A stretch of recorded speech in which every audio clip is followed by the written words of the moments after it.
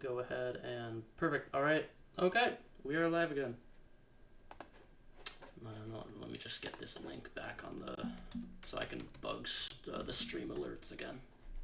I need like a bot. That's what I need.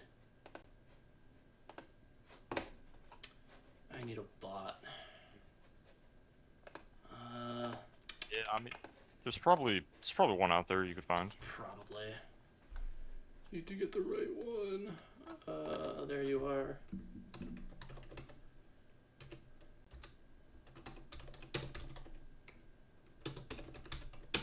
Yeah, I'm just gonna have the secret level music blasting from Battle Block Theater on my end.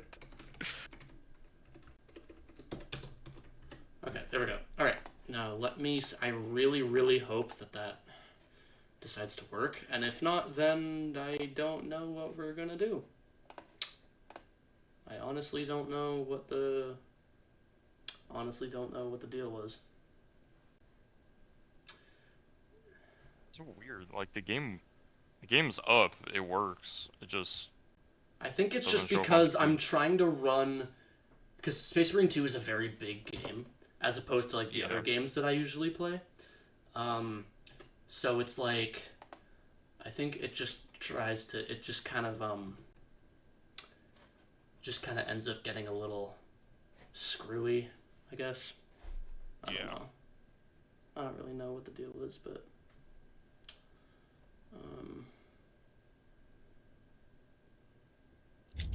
not really sure. Okay. Are you back on Space Marine 2?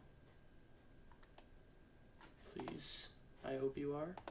That would be really nice if you were. Pretty please.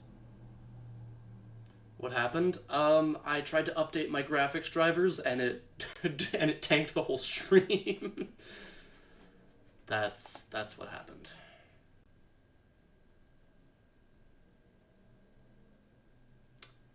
That is what happened, unfortunately. Okay. So I will. Yeah, we're back. We're back. Hi guys. Sorry about that. So I really hope so. And if it does, and if it doesn't, then I don't really know what the deal is gonna be. Install bolt gun. Is that even multiplayer? No. Just saying it's an option. Huh, there you go. Yeah. Okay, I really hope this works. Why? Okay.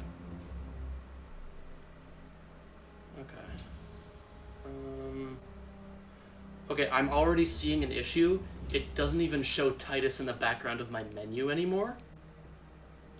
That is not good. Hang on. That's it's a little Can I... Hang on, this is irritating. Okay. Yeah, that's not good. Why are my toggles going off? This is so irritating. I didn't even do my freaking... Oh my god. We're having all the technical difficulties. Anything that can go wrong. Okay.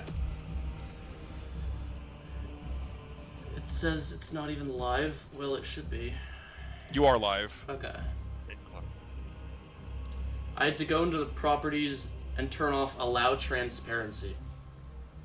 Isn't that just a stream thing? Well, I'll see if that works.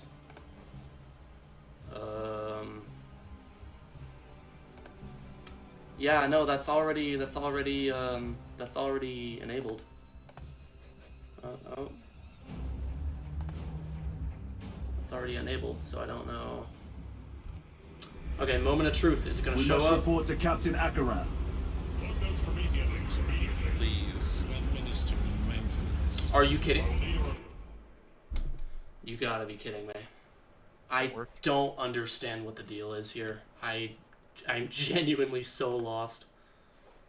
And my model's freezing now. Are you freaking... Okay. So we just don't like to work, I guess. That's Oh my Shit. god. Okay, that is so fucking annoying. You gotta be freaking kidding me. See, it works just fine when I'm, like, it was streaming just fine when I wasn't, when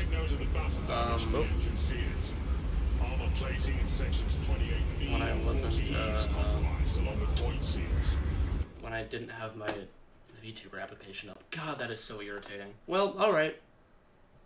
No, we are not back, unfortunately. Well, we are... Like the hit TV show Lost? Is that a reference? Probably. It's still black. No, well, it's... God damn it. Oh, this is so irritating. What? Oh, we only see the Space Marine 2 logo, no Titus in the background. Oh no, I see. We saw Titus for a second. Yeah, it was up for like a split second, and then it like. Why does it do that? I think it's because of my VTuber application.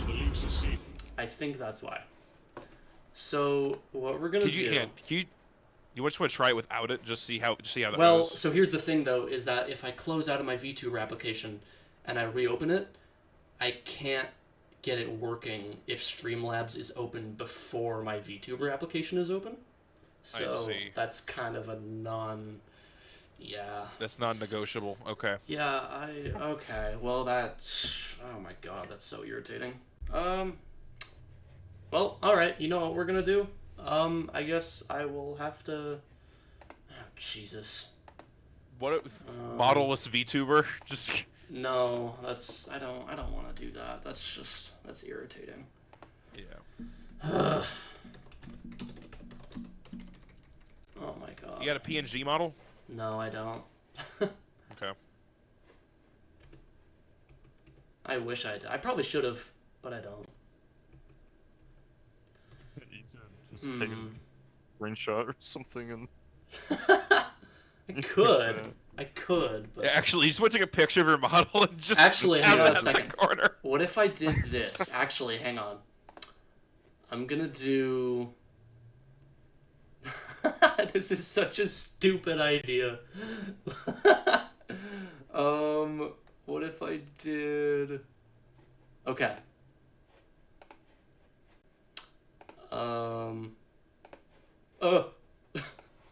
Hey, look, there's me. But still, for some reason. What if I did, like... What if I did, like... This is so stupid. Oh my god. Okay, yeah, we might have to do this. Okay. So, I'm gonna close out of you. It's called... Okay, so I'm gonna close out of my VTuber app. Let's see if this works! Let's see if all of a sudden that just magically, God, that really sucks. You can barely fucking see the... No. What the hell? Excuse me? What is this? What the... This is so stupid. Oh my god. Alright. Okay. Let's see if this works. Heavy bolters require a full resupply. Let's see if this works. Sensors have been rendered useless. Make that a priority. What? Are you kidding me? Necessary arrangements, my lord. It doesn't even work with that. Boy. That is... Totally starting your yoke. That is so stupid. Okay. Oh my I hate to God. give this option, but uninstall and reinstall. But it's like I a don't think that would it's work. like a fresh I install. know it's a It's like a be- fresh I know it's a- install. Yes, I know, but Paperless screen record is superior, yeah. Never another heard of option it. that another option that if you're willing to do it, just go modelless the stream. I know it would suck, but like Well, that's what I was already doing because the one that's in the corner right now is literally just a PNG. Like, no, we still see your live 2D model. We What? still see your live model right now. Yeah. it's not. I closed out of it. Are you? It's on the stream that I. Oh, what the? Yeah, What we the still hell? see your model on stream. Well, yeah. Hang on. My Wi-Fi just cut out. Oh god. Okay. No, it's okay. The stream's still going. Stream is still going. Screen from phone pointed at monitor. Yeah, that would be real good, Shroombus. Yeah. Pointed at monitor.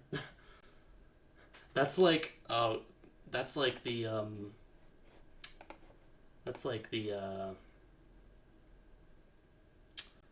man. Okay. Okay. Okay. Is it even like... Now let me look at my stream. Okay. Yeah, because your model's still very much up and active. Really? Because I just Yep. closed out of the application. Go into task manager and like execute it. This is hilarious. Yeah, it's not even on my task manager right now. What the fuck? Is this a Streamlabs thing? Yeah, it's not even on my Okay, What well, the hang fuck? on. So let's see if this does anything. Oh! Okay, we see the actual like PNG asset now. Okay, so you see the PNG and not the model, right? We still see the model though. What? Yeah. On my stream, it doesn't have the model at all. Go on YouTube. I am on YouTube. What the fuck? Are you tripping? Am I tripping? What is going on? I don't see the model. Yeah, you don't. I don't know why you do, Warlock. Does anyone else see the model? So I was delayed. Okay, that's why. Okay. My bad. I was heavily delayed on my end. That's the problem. I was gonna apologize. say, you are tripping. Yeah, yeah, you were the only one that was tripping. Okay. I apologize. Oh my god. Okay, moment of truth, and We if it must isn't report this, to Captain then... Akaran. Uploads Promethean links immediately. Oh no. Oh. Minister in maintenance. Ah, it's not working. Oh, you... Before my name.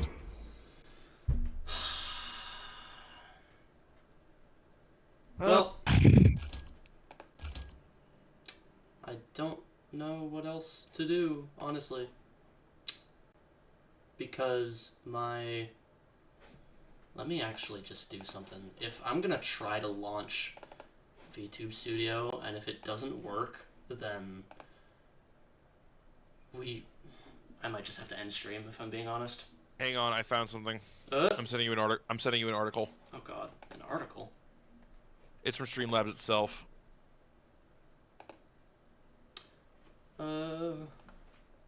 Capture source, restart Streamlabs as the opposite administrator. Yeah, but see, then that's the thing, is that I would have to restart the stream all over again, and I really I'm don't fully want to. aware, but if we want to get this working, that might be our option. What the hell? Oh god, this is all like... What is this? You might just have to research room. God damn it. Yeah.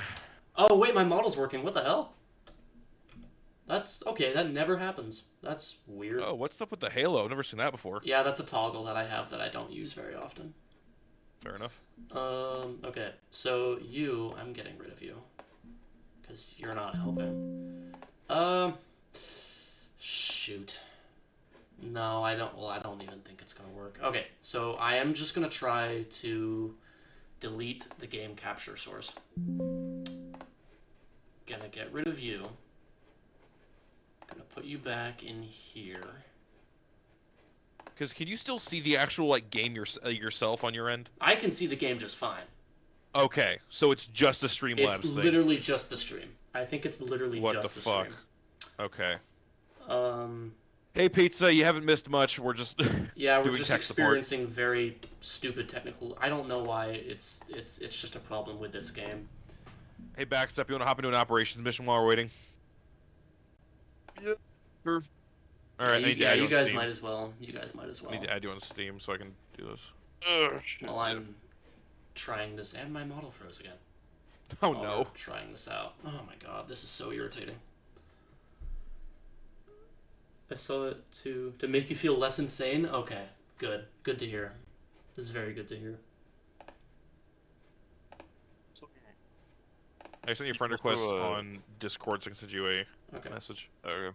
I was gonna say there's also the Still see it moving. there's Okay, like lobby codes or something. Yeah, that is true. For like a private lobby. Invite player. Let's see here. What's the? Good. Okay. How do I see the lobby if code? This works. Invite me. Found it. Okay. there. The code is 7GJQ5.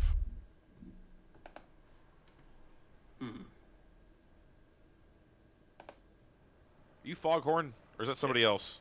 Yeah, no. Oh my god. All right. What class do you want to play? Because I can switch off tactical. I play any class really, so. Okay. I'm gonna stick with tactical. You want to do that new mission? You want to do that operations mission to add the new boss? The one in the desert? Yeah, the Trigon. Yeah, Trigon. Sure. All right. What difficulty? What difficulty do you want to do?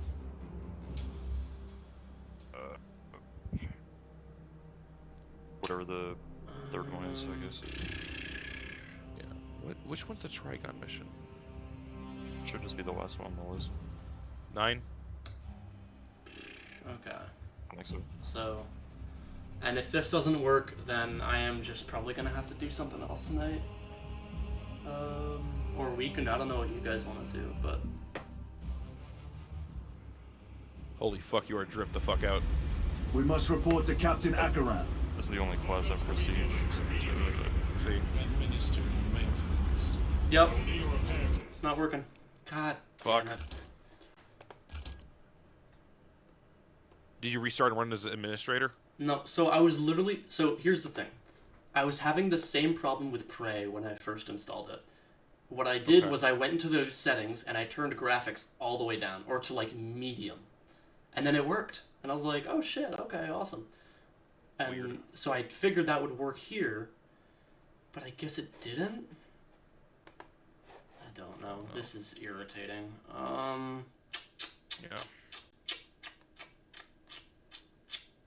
Well, that's... Fuck. That is so annoying. Yeah. L Sorry about that, that Streamlabs? Yeah. sucks. Yeah, L Streamlabs, honestly. You know what program I never had a problem with? OBS. Okay. I'm sorry. I'm sorry. Okay. I'm sorry. Okay. I'm being an asshole. I'm sorry. Nah, you're good. Yeah, You're this, this just sucks. fine. Yeah. Oh, sweet. This is the Trigon mission. Yep.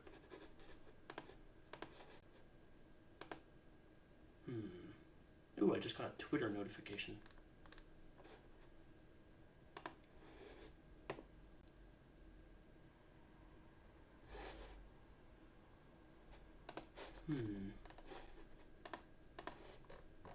Have you done this mission before?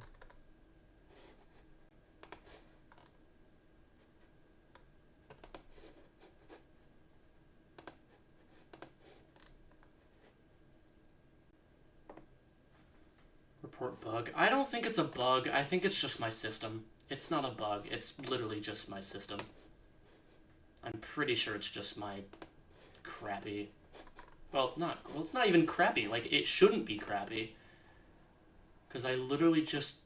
Like, I spent a lot of money on this setup, man. Do you play on a desktop or a laptop? Desktop. I would Okay. I would never ever play on a laptop on this. Can I like... I don't give a shit if I'm verified. Okay. Trigon! Holy fuck! Wow, must be nice. You guys are having so much fun.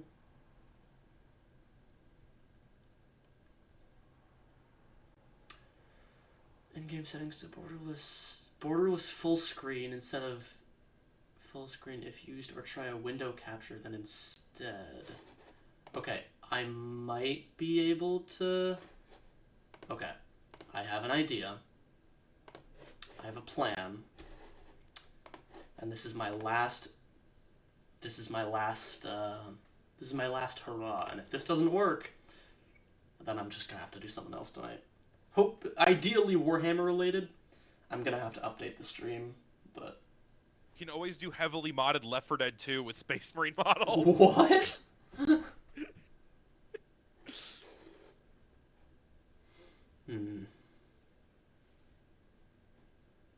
feel when the system is down, yeah. Yep, unfortunately. Streamlabs. Stream, if I'm being totally honest, this is kind of an stream. It's okay. You win some, you lose some. Not the end of the world. Warning, risk of seizure. I'm about to have a fucking seizure, I swear to God. This doesn't freaking work.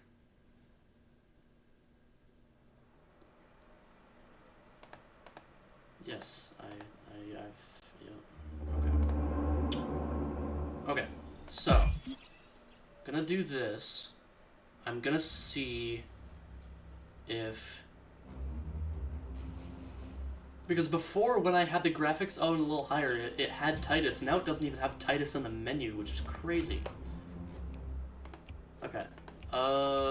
Interface?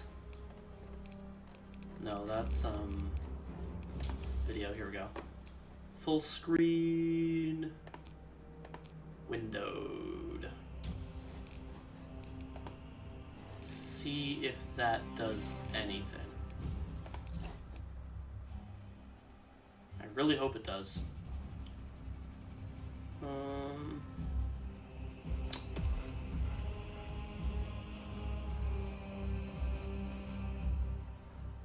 The zombies in Left 4 Dead 2 into the Tyranids. Yeah. See, I don't even have Left 4 Dead 2 though. I could probably get it. It's like $10 or less on Steam, if I remember correctly. Yeah, it's pretty cheap.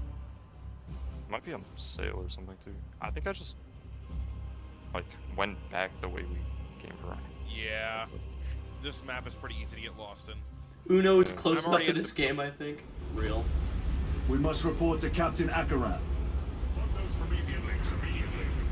Administering maintenance. Nope. That does really suck. That does really suck.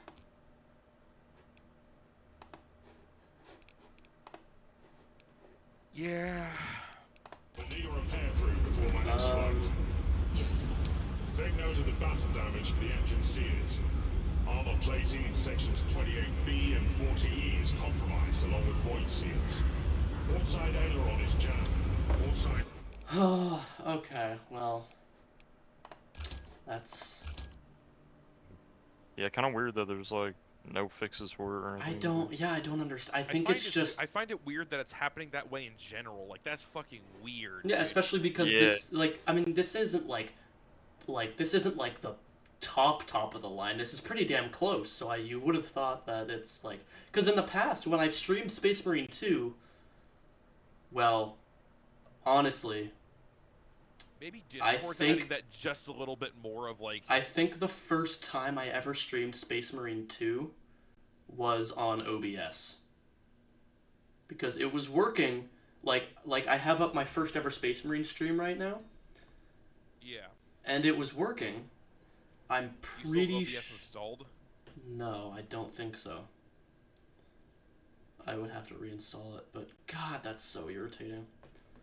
I'm not really sure. Okay. If you guys wanna keep playing Space Marine 2, I'll probably just have to go do something else. Cause I'm not gonna stop you guys. So I might just have to I resort. feel bad. I'm sorry. No, you're good, man. Happens. Tell you what, chat. We're gonna watch some more. Do you guys have any cool Warhammer videos that you want me to watch that I might not have watched before? I'm down. Fuck. Alright, alright, I'm gonna go ahead and leave voice call. You guys, Sorry it didn't work out, no, Morvyn. you're fine, man. It's whatever. Yeah, I don't know what the deal is. I thought it would work. Alright, alright, I'll check back with you guys in a few minutes. Sounds good. See you. Maybe try again in a bit. See if anything Yeah, changes. maybe, I don't know. Alright, bye.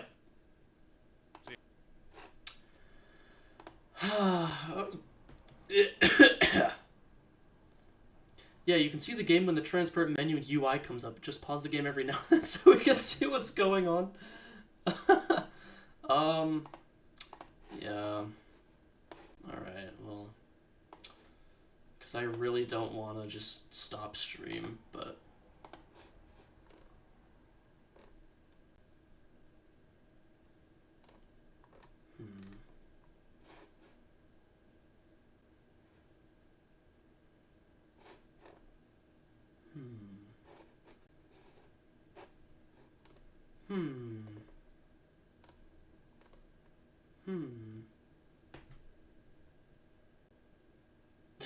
You know what, Beast and Goombas? I could do that if you want to see like brief flashes of everything. Shoot, I really hope Dark Ages doesn't have that same problem. Because if it does, I will not be happy.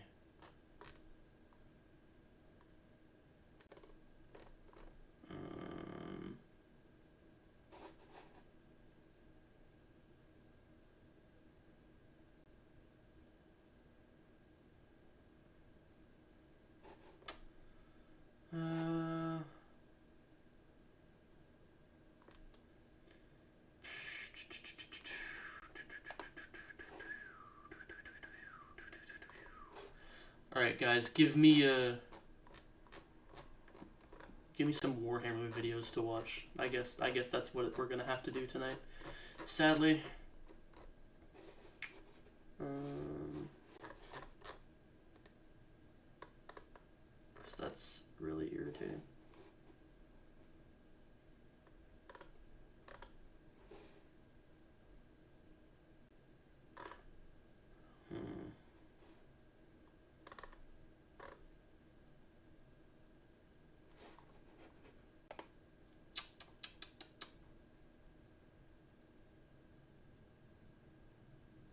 The others had that problem too? What kind of problem?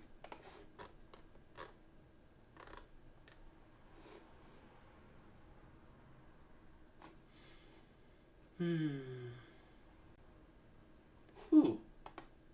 Hang on. Oh, shoot.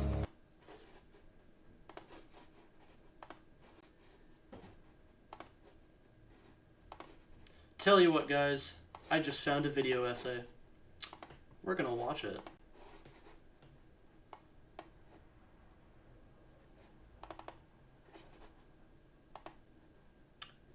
Oh,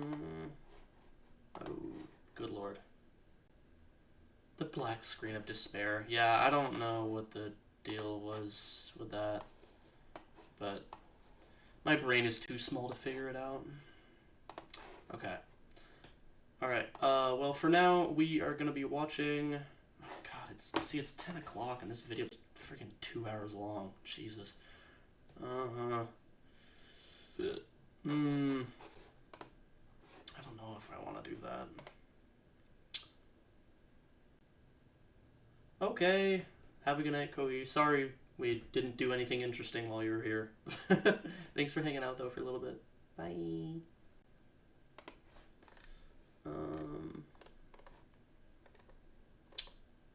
God, they're like short ones. Because I've already seen this. I already saw that one. That one was really good. I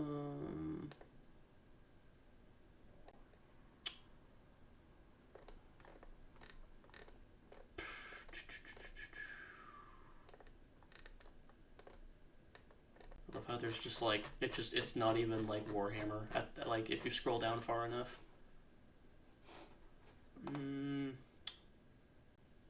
Pancreas no work. Funny.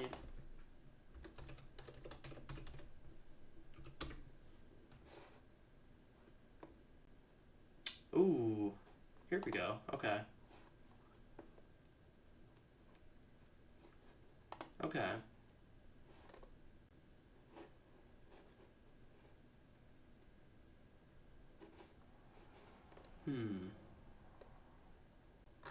I see greater demons. I like greater demons. Greater demons are awesome. They're my favorite demons. They're my favorite demons. Alright, guys. Okay, well, I guess we're in for a bit of a video about greater demons. And then I will probably have to end stream there, because I am pretty tired and a little annoyed, and I don't want to crash out. Alright, let's get this going. Mm-hmm.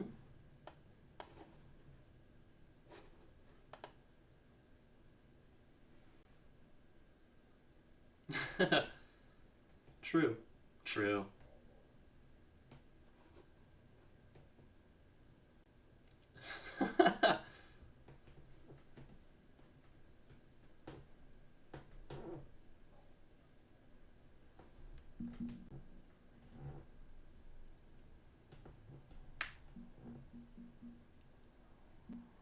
Mm-hmm. Mm-hmm. Oh my god. I just freaking realized that this... Oh my god, you gotta be kidding me. Alright. Yeah, I just realized that.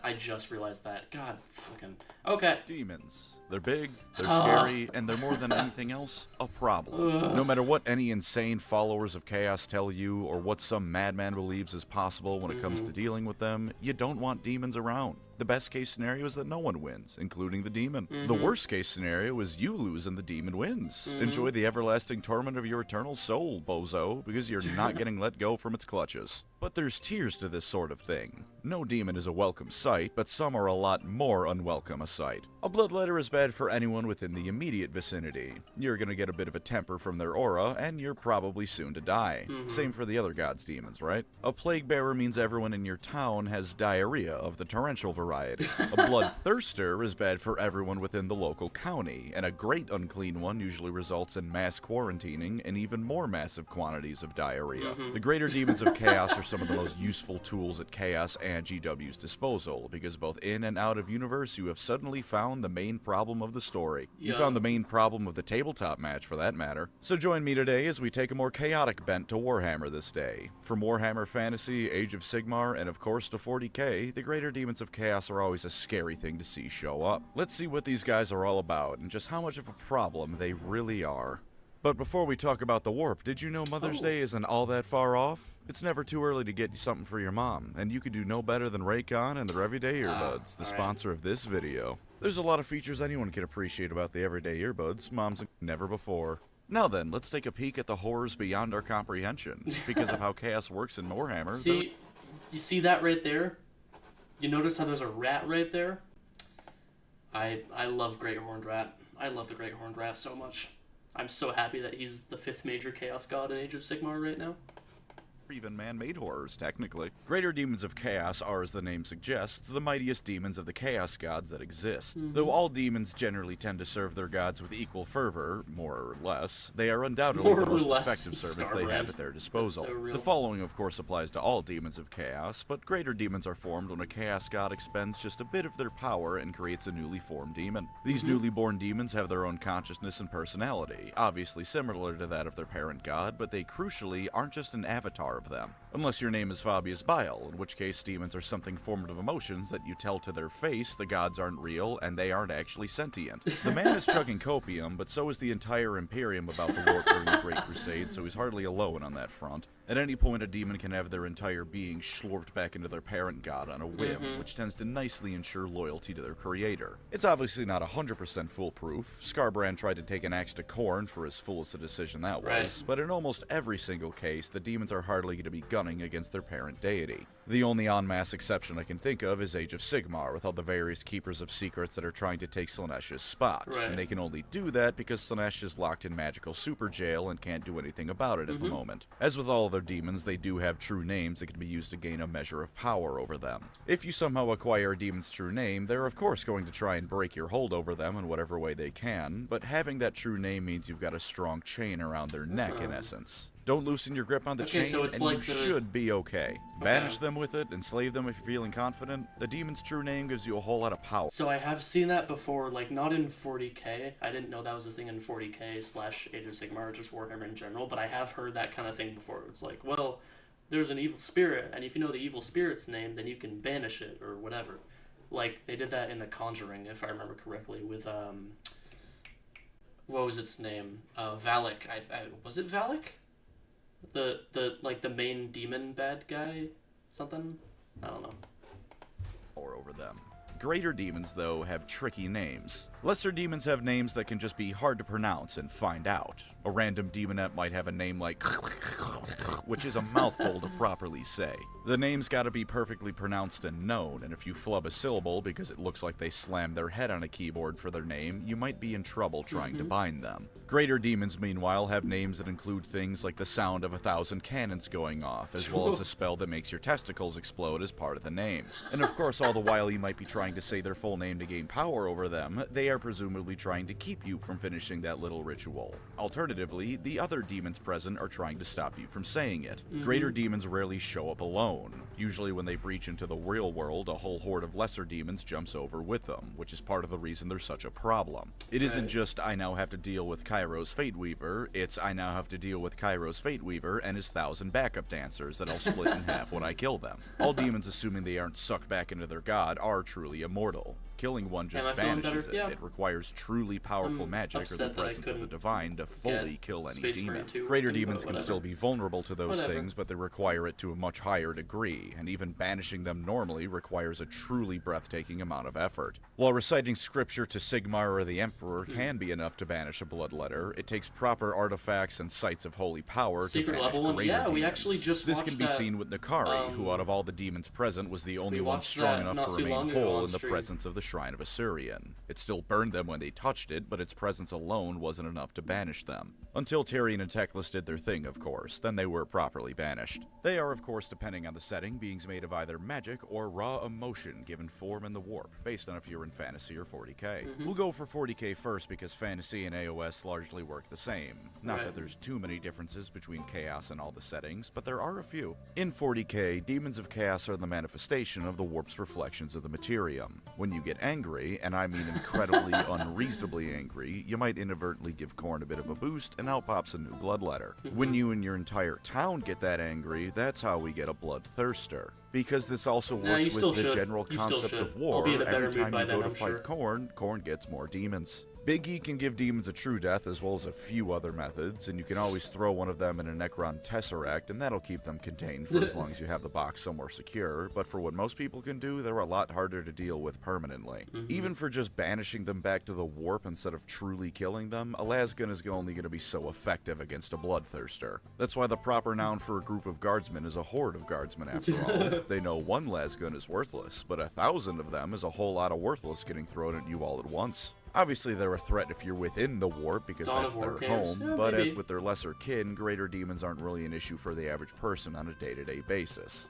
Even for most Imperial ships like trader vessels, a greater demon isn't a common workplace hazard, if for no other reason than their patron god would like some of their strongest servants to be doing something more productive than harassing random cargo haulers. As a result of being so powerful, greater demons require a massive concentration of warp energy to even breach into real space, let alone maintain themselves there. The most obvious solution to this issue for them is, of course, psychers. Human ones, to be precise, because most humans have a, shall we say, poor grasp of their powers. Even trained humans are pretty shaky at it because humans aren't really meant to be psychers quite yet. Psychic awakening and the Emperor's visions all point to mankind evolving to that point, so eventually mankind might be similar to the Eldar if to a lesser degree, but it's very much not at that point yet. As a result, they wait for some unsuspecting psyker to lose control and hijack their body, possessing them and using them as a conduit to exist in real space. Alternatively, if the situation requires something more impactful but less long-lasting, they might explode into a portal for demons to cross through. This might let them pour directly into real space, but lacking both a host as well as a sustaining source of psychic power, they won't be around for that long. Greater demons can also be summoned through rituals that are suitably messed up and appropriate for the one you're trying to summon.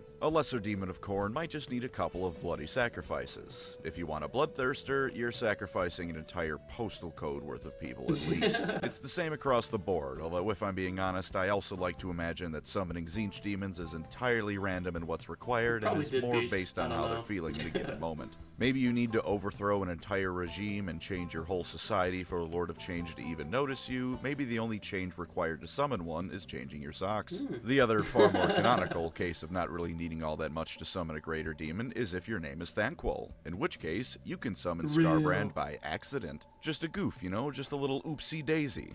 I love that rat. Greater demons I- tend to cause I more also issues love than just the Thankful. obvious one of He's their so presence. goofy. Like, yeah, a greater demon is a hazard to anyone in the immediate area. That's a no-brainer. They tend to also have a detrimental effect to the very planet they're on as well, though, through mere presence. Anyone immediately around a bloodthirster is driven to rage, while a Lord of Change can cause the entire countryside they're in to begin rapidly mutating as the warp seeps off them. And of course, the good old-fashioned insanity that comes from looking at the raw essence of the warp given form in these demons and Right. the portal they come through. Lest we Actually, forget, quite nicely shown in the warp Space is Marine 2 with the terrifying. Guardsman, once the plot twist that isn't a plot twist because it was in the marketing happens. Drips from his eternal eyes in glistening jewels of ecstasy, Oh. shimmering with visions of unending, unending.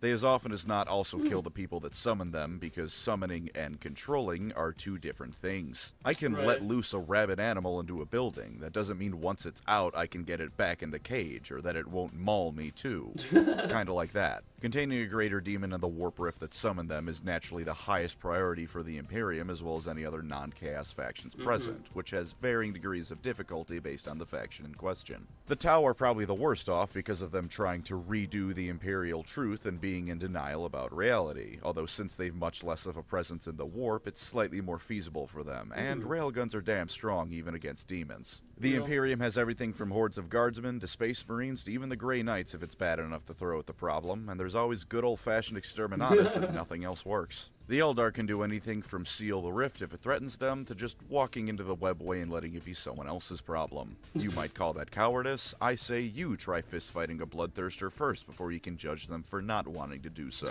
And of course, the Necrons and Tyranids can just turn a warp rift off. The Shadow and the Warp and Necron pylons are quite good at making even greater demons dissipate into nothingness. If given time and the opportunity, though, they can easily lay waste to an entire planet on their own. A Space Marine chapter known as the Metamarines, who were no doubt famed for switching their tactics based on what army list was winning the most tournaments at the time, once dealt with a chaos cult doing all sorts of chaos cult shenanigans. In desperation, the cult summoned the bloodthirster Angrath, who proceeded to kill every single thing on the Hive world over the course of 7 years, all by himself. The dude must have been killing 100 people per axe swing to match the population growth of a hive, Jesus. let alone outpace it, but that's the kind of stuff greater demons can do. They may even go so God. far as to drag a planet into the warp with them, or surround it in the warp, essentially allowing them to exist with impunity on that world. The one upside that does apply to all Warhammer settings to some degree, but mostly 40k in my mind, is that while they're in the Materium, they are somewhat subject to the laws of the Materium. In a grander, scientific way, demons in real space suddenly go from a realm of dreams made real to a realm of gravity and physics and all that boring stuff we have to deal with. Their forms become much more solid and physical, still made out of warp stuff, but no longer ephemeral and subject to change on their whims. Their mere thoughts are no longer enough to change the world around them. They now have to actually put the work in themselves to do so. In a more practical sense, they're now vulnerable to being shot.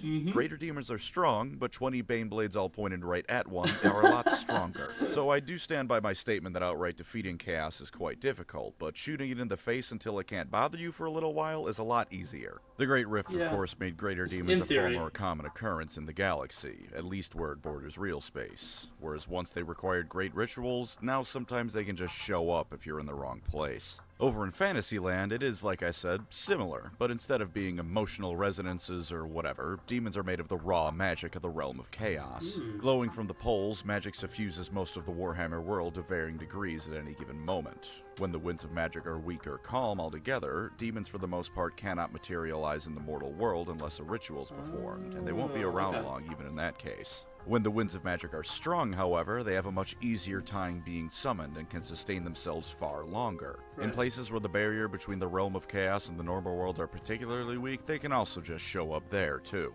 Yvres is a great example of this, since after Grom smashed it up, the Waystone network wasn't strong enough to totally stabilize magic in the region anymore, so sometimes demonettes and keepers of secrets and whatnot just make an appearance. You can also find plenty of them hanging around outside the polar chaos gates, but that's less surprising. The portals to hell have demons around them, who could have guessed? There does seem to be a lot more ways to deal with demons in fantasy than in 40k, and part of that is the far greater presence of gods in the setting. In 40k, it's mostly just Big E going against them, with some occasional jabs thrown in by deities like Kegarak or Iniad. In Right. fantasy, you've got the various human pantheons, the dwarf and elf gods, Nagash. Nagash choked out a bloodthirster in the end times when chaos was at its most powerful. It ain't even a thing. Obsidian is also apparently a stone that completely counteracts magic. Demons being made at magic, you can theoretically throw a rock at a demon and it'll vanish. And of course, if your name is Eltharion the Grim, you can just throw demons into your dungeon for all time. Into Arkham you go, eternal and powerful greater demon from beyond all I know and cherish.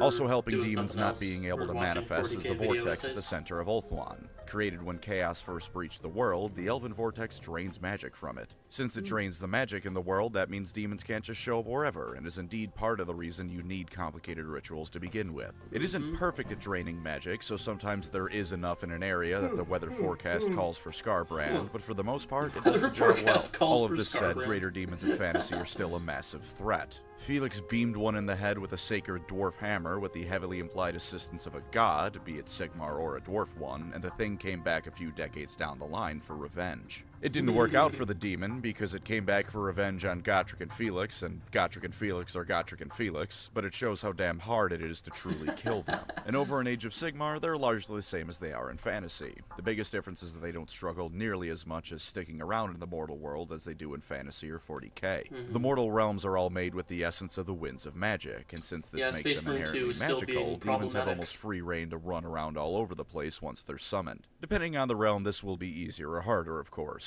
Light magic and therefore Hysh is inherently anathema to demons due to how ordered it is, and Illumineth will doubtlessly intervene regardless. If they show up in Azir, meanwhile, that's the one place where Sigmar himself might show up to personally throw down with them since it's his front lawn, so they tend to not do that very often. There's a list of people that Sigmar can't just instantly obliterate, and even your average greater demon isn't on the list. Something that exists technically in all settings, but is most prominent in recent memory in Total Warhammer, are exalted greater demons. Essentially, they're better greater demons, given a stronger position in their god's hierarchy, with predictably more power to go with it. They don't come up very often anymore, but at the very least, in Total Warhammer, they're what you get when one of your standard demon generals levels up enough times to turn into an exalted greater demon to lead your armies with. Once upon a time, an exalted demon was a fusion of a mortal and a demon, not a possession but a full-on fusion, but that's not been a thing for some time as far as I can tell. As an aside before we get to the types, I have a theory as to why greater demons in 40k require either the heaviest of artillery or a moderately important named character to take down, while in fantasy some conscripted farmers with about 10 pounds of armor between them can do the same thing. Chaos is all about being affected by the beliefs of mortals, right? And symbolism is a very powerful thing against it. It's why even mere symbols of the Emperor or Sigmar can drive away lesser demons and give an advantage against greater ones. Well, in 40k, it's less personal when the guard opens fire against one,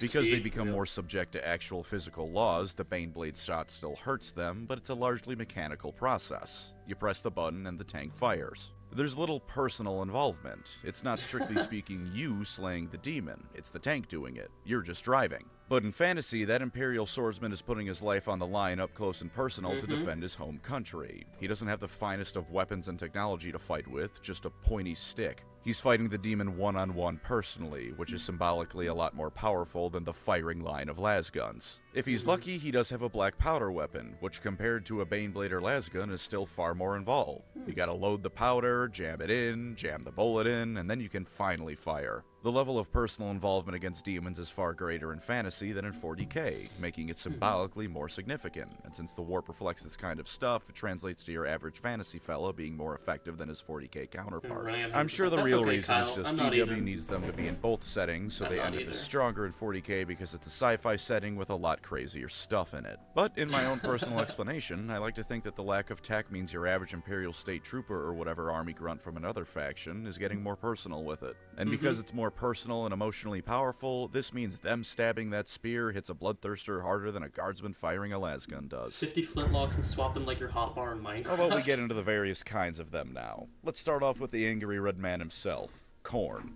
Bloodthirsters are the leaders of Khorne's forces, beings of pure hate and rage that can bring down entire armies on their own. Be they facing the armies of the Imperium, the mightiest of Stormcast Eternals, or the endless tides of the Skaven, Bloodthirsters show neither fear nor mercy on the battlefield. To slightly backpedal on how strong they do admittedly suffer a bit from Avatar of Cain syndrome. Actually, that comparison fits fairly well, because right after killing one of those, Lorgar then went on to defeat the Bloodthirster Angrath, one of several who competes for the title of the strongest one around. But in all fairness and bias towards the Eldar, this isn't quite as bad as Cain's struggles. An avatar of Cain is an avatar of Cain. They're all the same thing by and large. Bloodthirsters are different beings with different strengths and abilities, so them getting regularly dunked on is slightly different than Cain getting regularly dunked on. Bloodthirsters of course thrive in melee combat, but as the largest and in chargest of Khorne's forces, you can find plenty of them that are great at the more logistical and strategic aspects of warfare as well. In fact, you can find entire hosts of those guys. To be specific, there exists within Khorne's domain 8 hosts of Bloodthirsters. Now what exactly every host's purpose or even name is,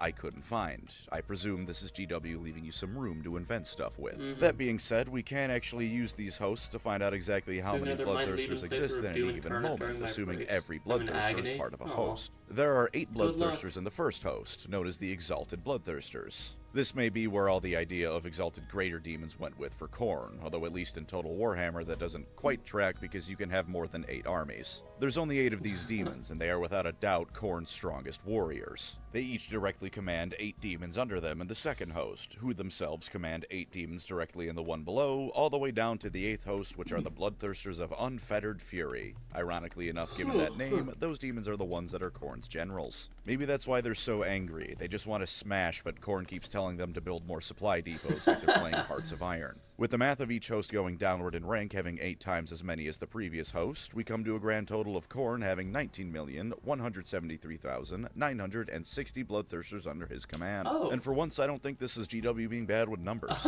If one Bloodthirster could take down a planet on his own, even if he was one of the mightiest, then all of them at once is game over for the galaxy. Jesus. Hell, in fantasy, that many Bloodthirsters no doubt outnumbers entire regions of the Empire. At any given moment, a Bloodthirster can challenge another one for their position in the hierarchy, either on the battlefield or within his brass citadel. If the challenger wins, he gets the position of the first guy. If he dies, sucks to be you, bozo. Khorne doesn't care either way, because blood is flowing, which means he's happy. Also, just something I observed, the 8th host being the generals means the Bloodthirster generals outnumber the non-generals by about 5 to 1, which is certainly an interesting strategic choice. Bloodthirsters are all armed with brass armor designed to ward off magic, in addition to just being armor forged by the god of war and therefore good, but the rest of their arsenal is surprisingly varied. The 6th host, the Bloodthirsters of Insensate Rage, wield great axes the size of a castle's gateway. The 8th host, meanwhile, has the classic whip and just normal axe. As normal as you can get with an axe that also has the spirit of a greater demon chained inside of it, which incidentally means either Khorne's forces are regularly turning the other god's greater demons into weapons, or there's double as many Bloodthirsters as I just said. One to hold the axe, and one to be the axe. There's a whole bevy of named Bloodthirsters out there, but let's just go over 3 of them.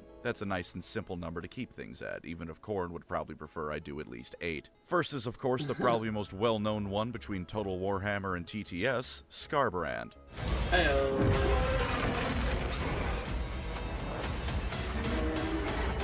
Skarbrand was/is part of the first host, the strongest by far. He once fought against 1,000 other Bloodthirsters and won. He fought against all of Khorne's foes before and won. He just kept winning and winning and winning until Tzeentch snuck up in his ear and said, "Hey man, you're the one doing all the hard work. Why don't you go challenge your boss?" So he did, and it didn't go well, and then got thrown out of Khorne's realm so hard he flew for over a week straight until he crash-landed, his wings destroyed and his mind stripped of anything but rage. Now he seeks to kill enough things to get back in Khorne's good graces, which will almost certainly never happen, because in Total Warhammer, even if Skarbrand hands him the skull of a god, Khorne still doesn't let him back in. He's got 2 axes, which true to form are made from the essence of a Bloodthirster, and he's a surprisingly eloquent speaker. In Total War, his voice lines are pretty calm, and when Thanquol summoned him on accident, he pretty calmly told the rat that he was his doom. He wasn't, but that's Thanquol. Thanquol can never be killed, he's too funny. The next Bloodthirster is a fellow named Angrath. Angrath is a rather sad fella because he tends to lose frequently. He lost at Vrax, he lost against Lorgar of all people, and he of course lost against one of the greatest of them all, Marneus Calgar. I don't hold that one against him though, that's Marneus Calgar. That's the named Ultramarine, you can't hold that against him. While it is a shame, he was at least given a consolation prize of single-handedly killing a hive world over the course of 7 years, as mentioned earlier against the Metamarines. So he's doing better than most Eldar will ever get, if nothing else. He doesn't even seem to have been banished at the end of it, he just ran out of things to kill and went home. He's not really super interesting, but he does have a model, so that's something. And the final bloodthirster, Kabanda. That's like an old Famous model. chiefly for his rivalry with Hey, it's Sanguinius this and the Blood guy. Angels, Kabanda is also among the first host alongside Angrath. He also tends to I lose love fairly Kabanda. often, at least in 40k, but his defeats are against Sanguinius or the Grey Knight, so it's a bit more forgivable. Kabanda's track record, to speed through some of it, is breaking Sanguinius' legs before getting shunted into the warp by him, fighting him again during the Siege of Terra, only for Sanguinius to break his back like Bane did to Batman. He got killed by Grey Knights once, the Sanguinor defeated him before, and during the opening of the Great Rift when Hive Fleet Leviathan was tearing down on Baal, the Rift overtook the Hive Fleet. When things calmed down a bit, there was nothing but millions of Tyranid skulls arranged in Kabanda's symbol, because it's not like only I can defeat you or anything, Blood Angel Sama. Funnily enough, immediately before this happened, Dante actually gave the order to summon him onto Baal so that he couldn't arrive on his own accord. I was gonna say, I remember, I didn't read the books, or whatever book that this happened in, but I remember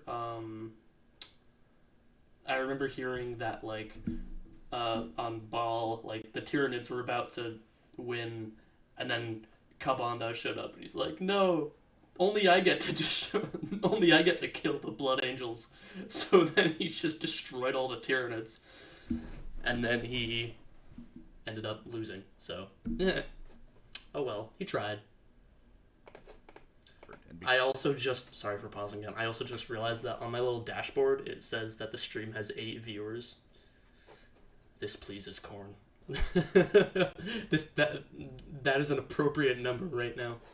Because the ritual to then banish him got messed up, he was instead catapulted into space, where he was angry he couldn't fly. Get Isaac Newton, bozo. In fantasy, meanwhile, Kabanda's greatest appearance was during the End Times. Cairo's Fate Weaver failed to take Averheim, so Archaon cut his head off and used the blood to summon Kabanda instead. Kabanda proceeded to butcher his way across the Empire, taking on nearly all the incarnates at once. When Caradrian, the incarnate of the Wind of Fire magic, blasted him in the face with the entire Wind of Akshi, he just tanked it and then killed the elf. The only people to give him an actual fight were Nagash, such as his power, and Sigmar, who finally got rid of him before Archaon proceeded to then get rid of the setting. Meh. Moving on to Tzeentch, we have the Lord of Change. Lords of Change are big How birds. and why? That's it, roll credits. What do you mean how and why? Are you talking about, like, Kabanda? Are you talking about why he did that to the Blood Angels? I don't know. It's because he's petty.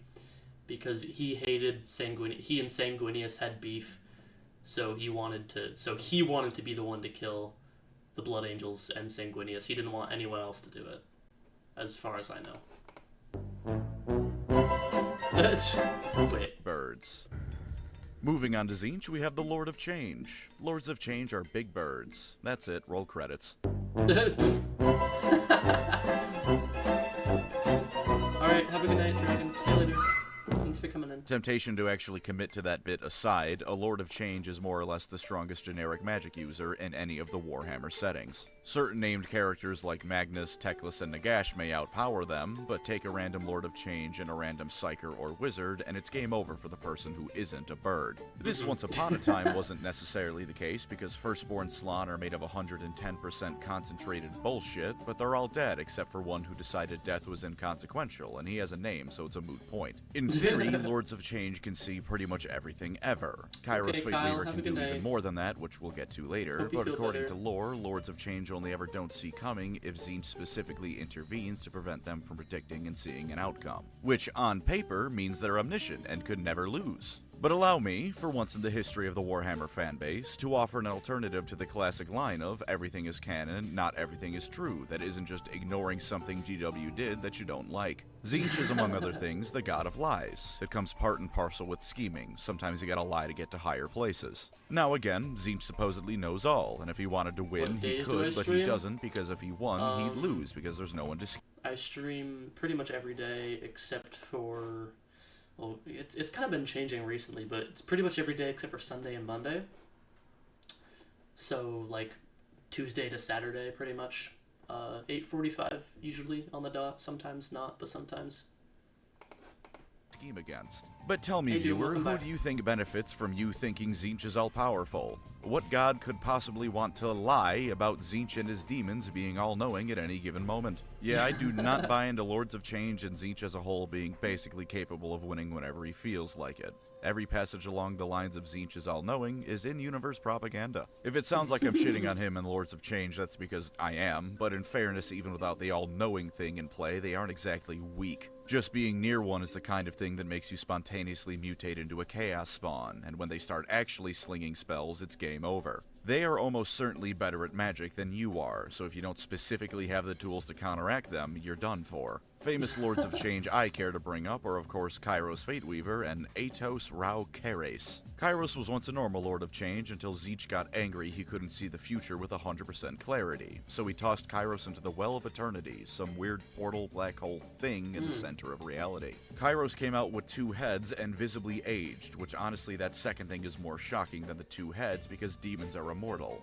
They're not supposed to get old, but Kairos got old. He can see the entirety of the past and future at the same time, which goes beyond what you might think, because in 40k at least, there isn't necessarily just one future. It's branching. That's the whole gimmick of Farseers. Which means Kairos sees infinity, every single possible branching timeline from major ones where a faction might be destroyed to a small one where you put your left shoe on first instead of the right one. One head always tells the truth, one head always lies. Unless you're Lorgar being told you can either get revenge on Gilliman or win the Horus Heresy. Both heads were telling him the full story in that case. When he's not on a mission of some sort, there's 81 Lords of Change that write down every single thing he says, most of which is nonsense, but every now and again a secret of the universe leaks its way out. He's trying to tempt the Blood Drinker Space Marine chapter to come to Chaos by way of offering them a funny ritual to maybe avoid the Black Rage, and when Gilliman came back, he captured Gilliman only for that to not stick. And as mentioned earlier, he failed to capture Averheim in Warhammer Fantasy, and was used to summon a far more direct demon instead by Archaon. Much like a lot of things related to Tzeentch, he doesn't do too much, but he's still fun, if only because who doesn't like the old one guy only speaks the truth, one only lies gimmick. Although in his case, it's much less straightforward. I don't think it's ever been confirmed that which head lies and which one is honest is always the same, so you have that to worry about when you're asking him a question. Because he knows all about the past and all about the future, he also knows what exactly you're going to ask him, so good luck trying to trick him that way too. Really the only way I can think to win at his little game is to give him a question that's just a 50-50 answer. For example, let's say you're an Inquisitor and there's a Chaos Warband you've been tracking. You know they're going to attack one of 10 sectors. Do not ask what kind of forces are they going to bring, because that is far too open-ended a question. The lying head will easily come up with a convincing answer that's still ultimately wrong. What you should ask is quite simply, which sector are they going to attack? One head will be honest, one will not, but now you can narrow down the sectors you need to worry about to just 2 instead of the 10 you had reason to believe were at risk beforehand. You also then have to worry about Kairos killing you immediately after you're done asking him stuff, but hey, that's the chance you take with demons. The other one I like is one named Atos Rao Keres, and there is nothing clever about him. The only thing that makes him significant is that when he's summoned, he kills everything on the planet he's summoned to. He's so paranoid about people knowing his schemes and true name and whatnot that when he's summoned, everyone has to go. That's it. I just find it funny that the Tzeentch demon is the Exterminatus one. Oh, and at one point in 40k, he had a point cost of 1,500. Bit pricey, that. Take the smelliest guy you ever met. Now double it. Double it again, double it a third time for good measure, and then just to be safe, double that smell about a dozen times more. Now you have the Great Unclean Ones, because yummy. with a name like that, I'd almost be insulted if you didn't. I think it's bonkers. I think it's just my system. Like, my system doesn't have... It's a good system, and I love it, and it works very well. But it just has a bit of, like... It just stutters a bit, and it has problems with running Space Marine 2. I think it's just Space Marine 2. Well, maybe not Space Marine 2. It might just be Streamlabs. It might just be a Streamlabs thing, honestly. Smell like shit. Great Unclean Ones are all made in the image of Papa Nurgle himself, and much like their dear old dad, these fellows are so jolly that the joy is positively infectious. When they take to the battlefield, they come forth with the biggest of smiles as they Oh. What the... bash your head in with a bell to herald the arrival of Nurgle's gifts. The gifts, mind you, are far worse than the bell. It's probably quicker to list the amount of things in Warhammer that can't smash you into paste in one hit. The bell isn't that special. The mere presence of a great unclean one, however, sickens those around it, as plague chokes the life out of anyone facing it. Ooh, Sickness spreads out across the land, and even if the demon is dealt with, the area is almost certainly doomed to face pestilence on a mass scale.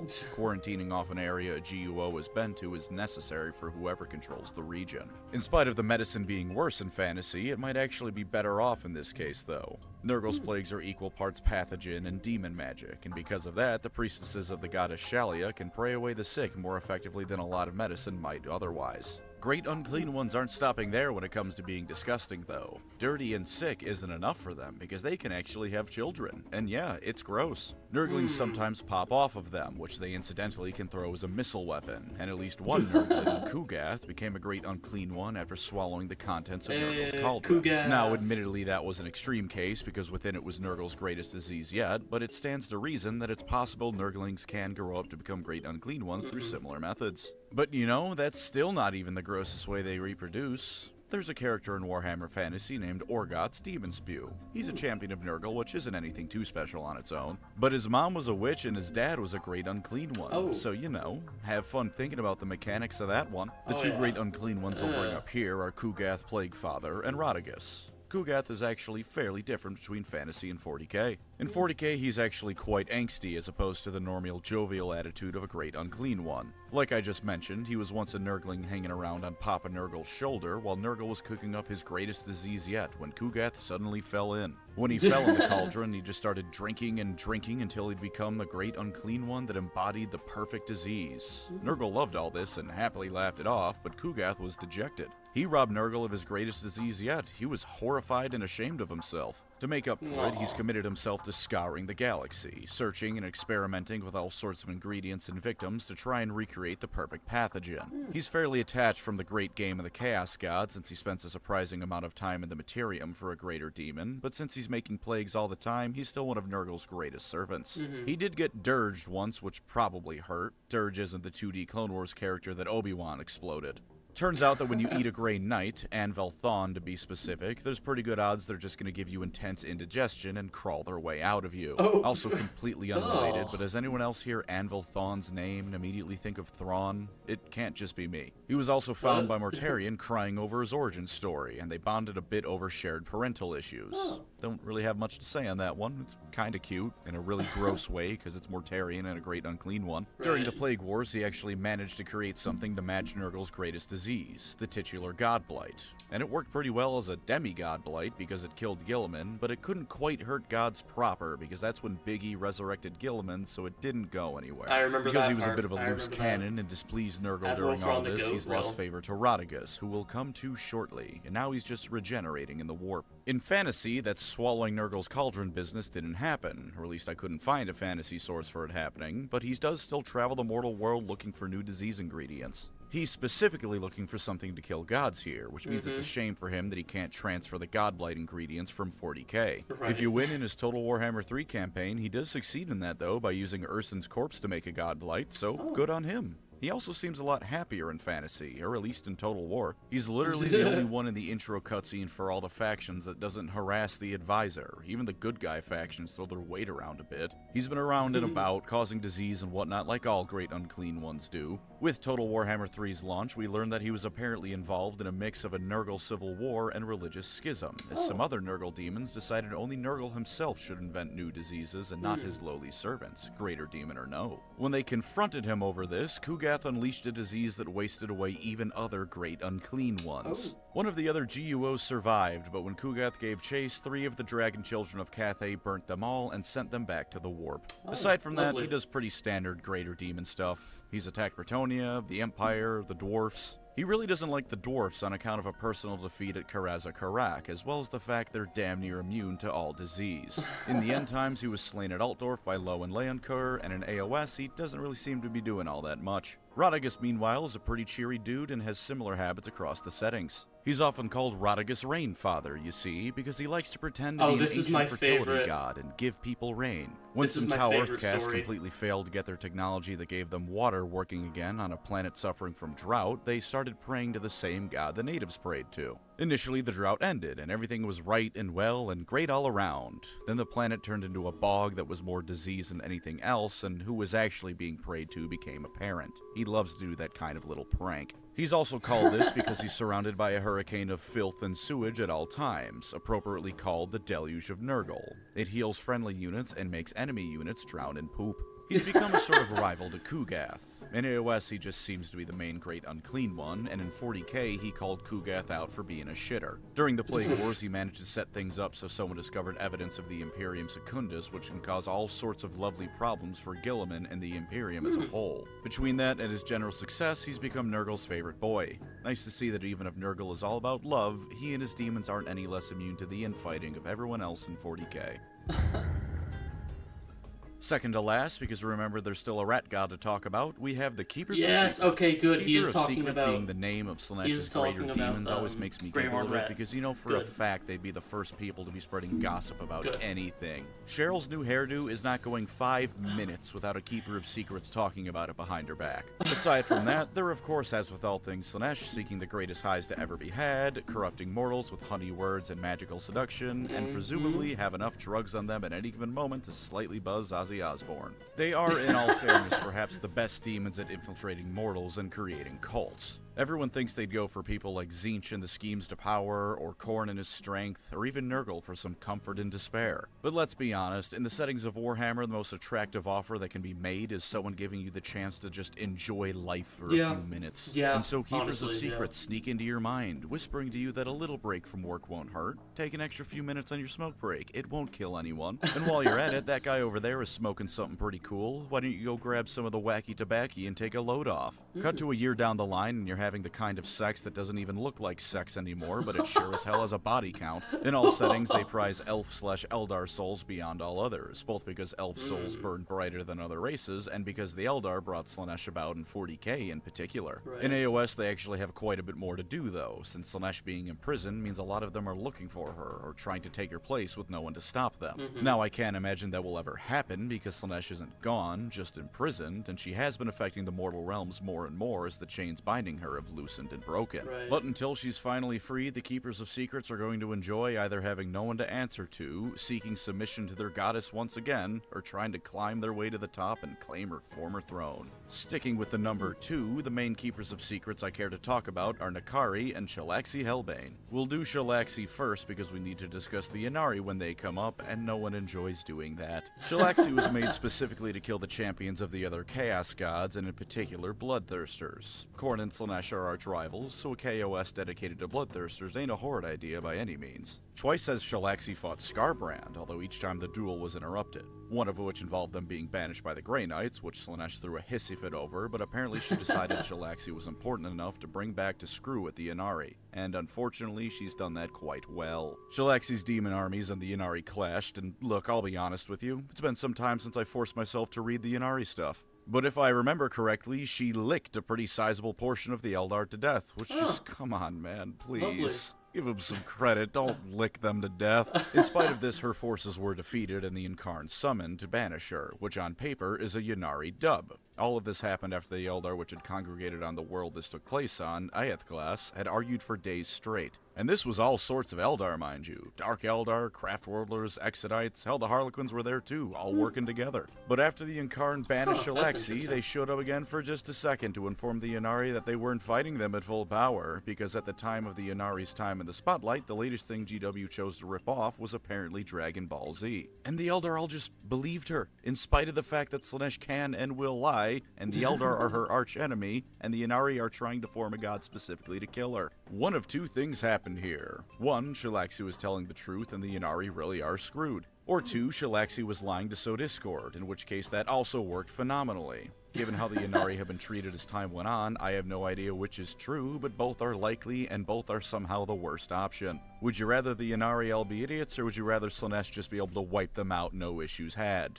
Pick your poison. Anyway, Nakari's also here. The Total War trailer with them was pretty sick. Had like a cross between dubstep and orchestral music. Cool as hell. Ooh, Anyways, I gotta Nakari watch in that. old lore was a demon prince, but now they're a greater demon. I like them in Total War because, again, cool trailer, but their history seems to be one long losing streak. They were also banished by the Grey Knights, which is nothing worth mentioning, but they were even banished by none other than the Emperor himself at one point. Oh. Nakari did get a win by killing Asserman, the first one to do the Phoenix Lord in fact, but then Drastanta absolutely obliterated them in revenge. Given that Phoenix Lords and demons alike both respawn, this didn't really amount to anything other than humbling Drastanta, which he needed, so hey, that's a dub for the Eldar in a really roundabout way. In fantasy, meanwhile, Nakari's role is to be the bitch of anyone with the blood of an Aryan in their veins. An Aryan himself fought and banished Nakari, who indeed was one of the 4 greater demons he fought with the Sword of Cain. Malekith at one point bound Nakari to him and used the demon to hunt down Tyrion and Teclis. And Tyrion and Teclis have obliterated Nakari several times. Once they did it nearby the Shrine of Assyrian with help from their god, and once the demon did nearly kill both Tyrion and Alariel, which would have done nicely to clean up the record a bit,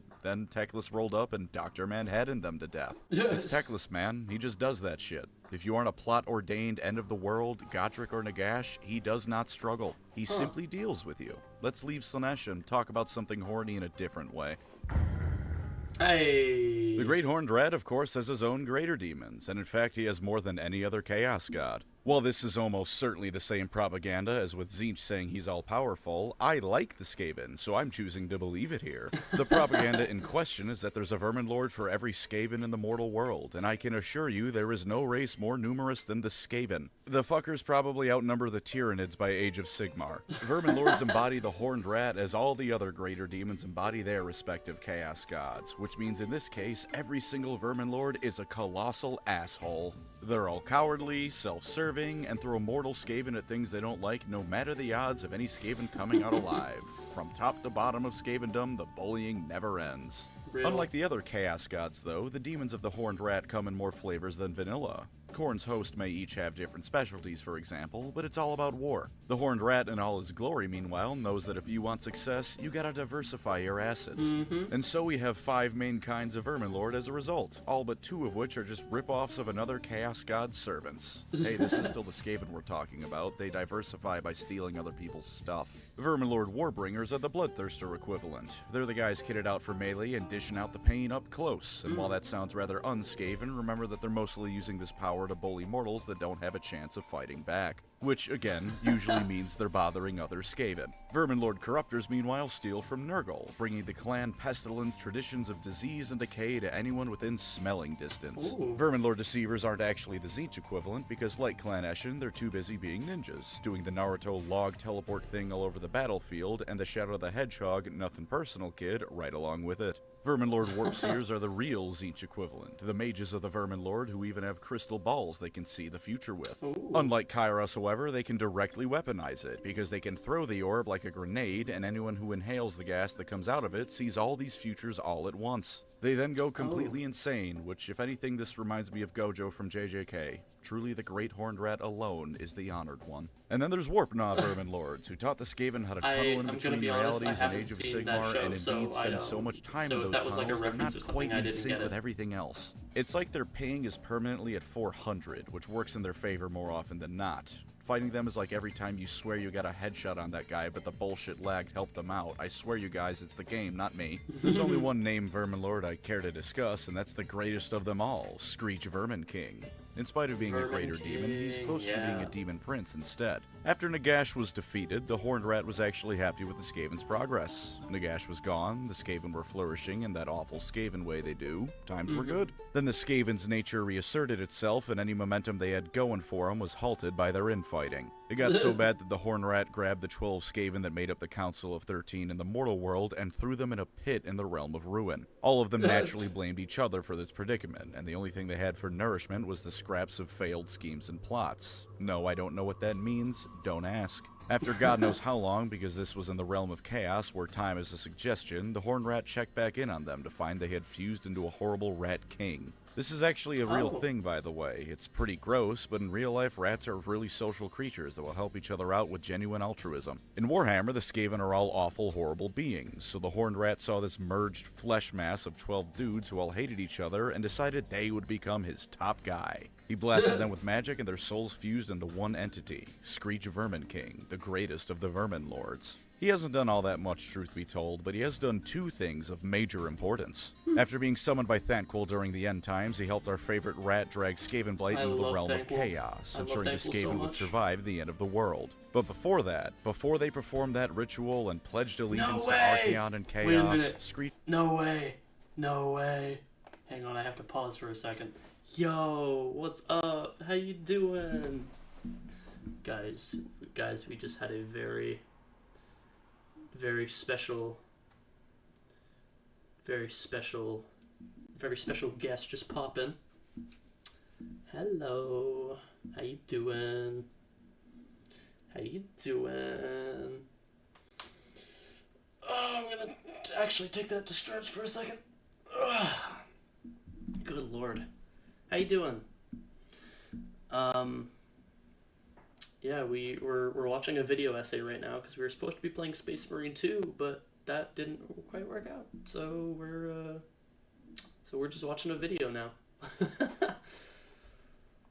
Screech gave Thanquol the greatest gift one could ever imagine. A rat ogre, Discord is which different than Thanquol literally immediately every other named social Bone media. Ripper. Yeah. God bless you, Bone Ripper 40,000. You almost certainly were not long for the world. Now this is going to be a very impromptu do or don't mini segment. Not really going in depth on anything, more so a general idea of what it's like bringing one of these to the table. For lore positives, a greater demon gives your army a real sense of threat and legitimacy. These are beings that can bring down entire empires and solar systems if given the chance, and the only thing that can regularly stand against greater demons are either the heaviest of weapons or named characters. When you deploy a greater demon, narratively your army isn't just fighting because chaos does that against other people. You and your patron god are fighting to win. They're also a sign that your army is at its most powerful, because greater demons rarely just happen. Yeah. As much as there are places where demons they're can a get mod. into the real world They're a with mod fairly in my minimal server, so I figured I'd make difficulty, them a mod in these the chat demons too. almost always only appear when Chaos's power is waxing strong. A greater demon isn't something that appears and is quietly dealt with. A greater demon is a sign that Chaos, at least in your area, is at the height of its power and will stop at nothing to take you down.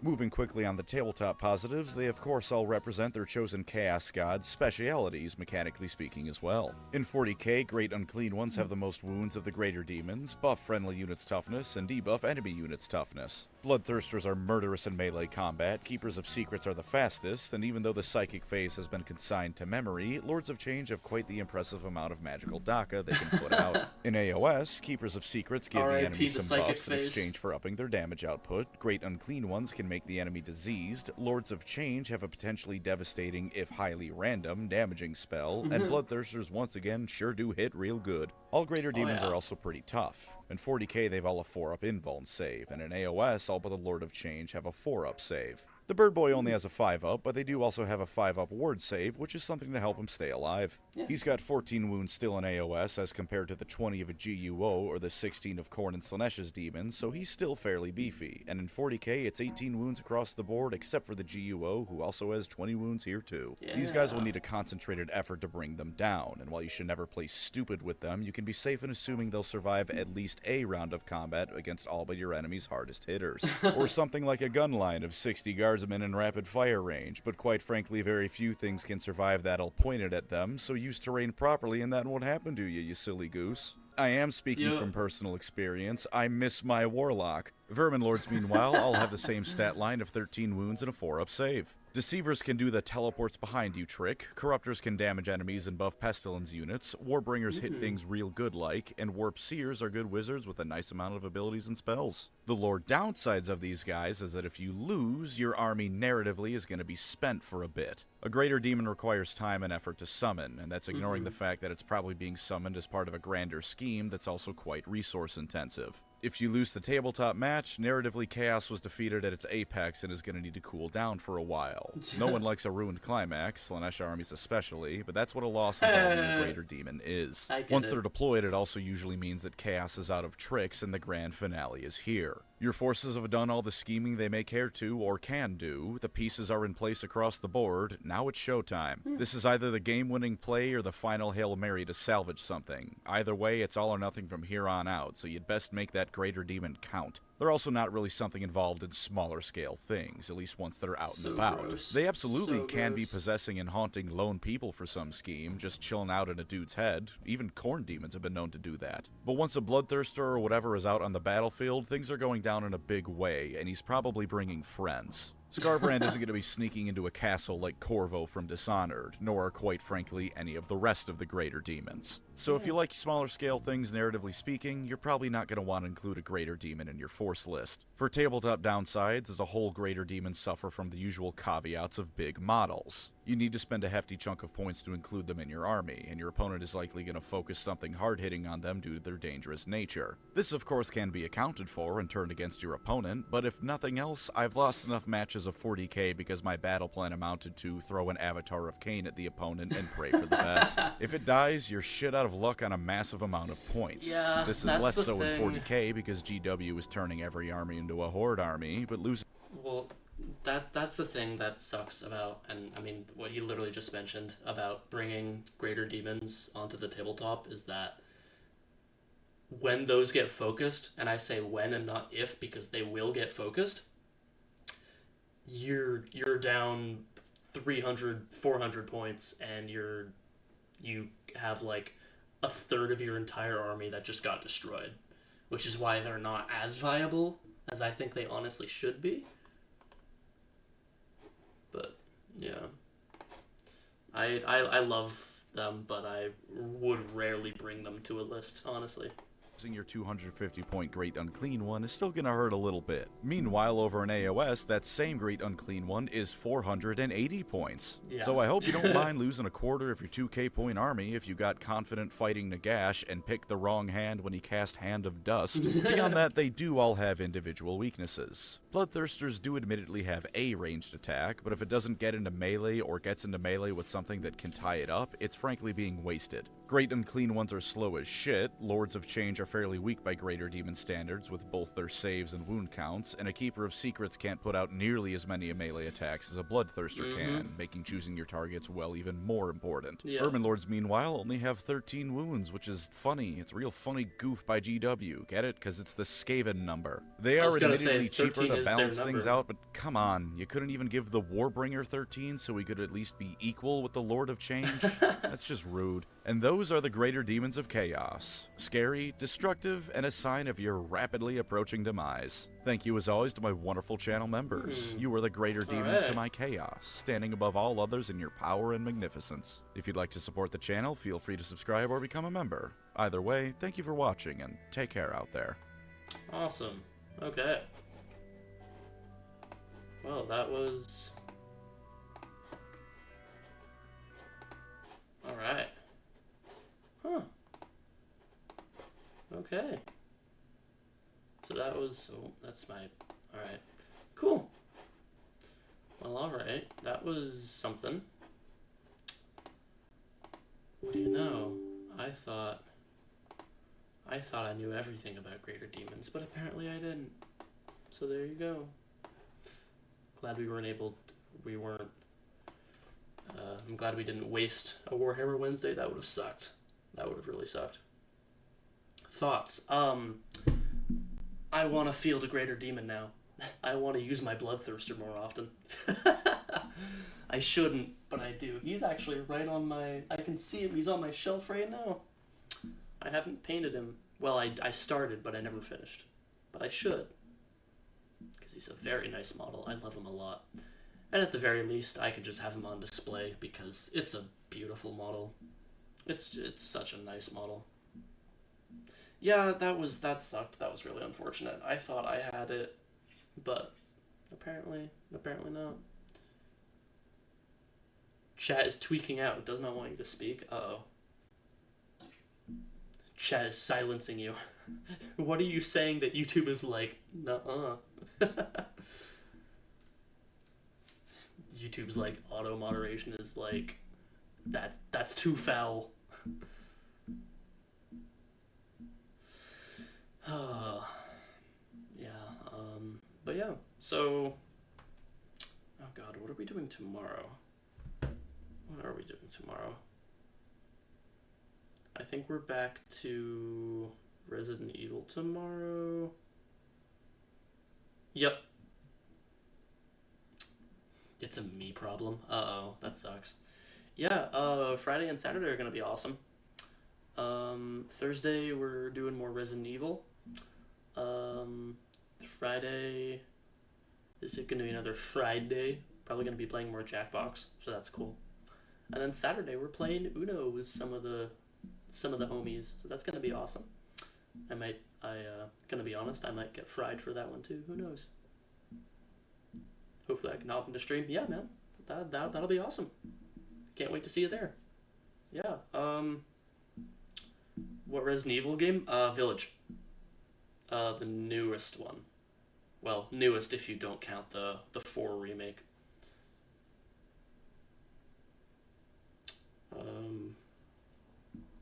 But yeah, we're about halfway through Village. Killed. We just got rid of the doll lady, Beneviento.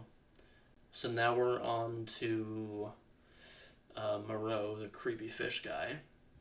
And then we're off to Heisenberg. And then we'll go from there, I guess. And then we'll get all the limbs in the jars and then do whatever we were gonna do with them. And just like, I don't know, glue them back together. Or however that works, I don't know. Alright guys, I am gonna head out.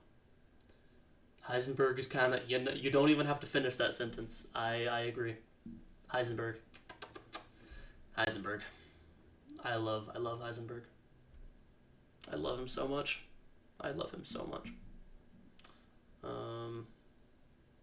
Yeah. Even more so. Real. I don't think Gorilla Glue will help the baby. Yeah. Mother Miranda is fine, and I'm not afraid. Yay, you know what? I agree. Look, guys. Look. No, not the boss fight music. Just give me, like, what she looks like. Like, look. Okay, her and her, like, full getup here is really cool. But her and her, where is it? Come on. Where are you? Are you gonna be normal? Okay, that's annoying.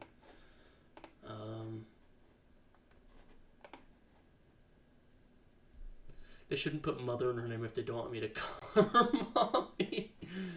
Real. God, why won't it let me, like, pull up the frickin'...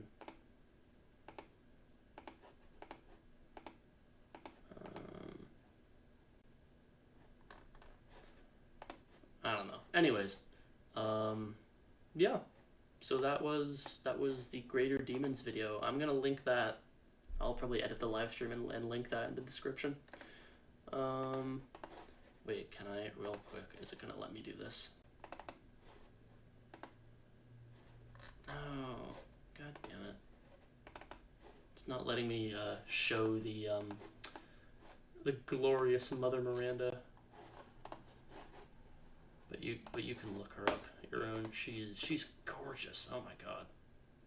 She's absolutely gorgeous. Absolutely gorgeous. Absolutely. Okay. Alright, yeah, I'm gonna head out. Thank you guys for hanging out with me. Sorry, stream kind of backfired on me, which sucked, but oh well. Alright, but yeah, you guys have a good rest of your mornings, days, afternoons, evenings, nights, whatever time of day it is for you. And I will see you guys tomorrow night. Bye-bye. Bye, Jester. Thank you for coming and hanging out. Good to see you.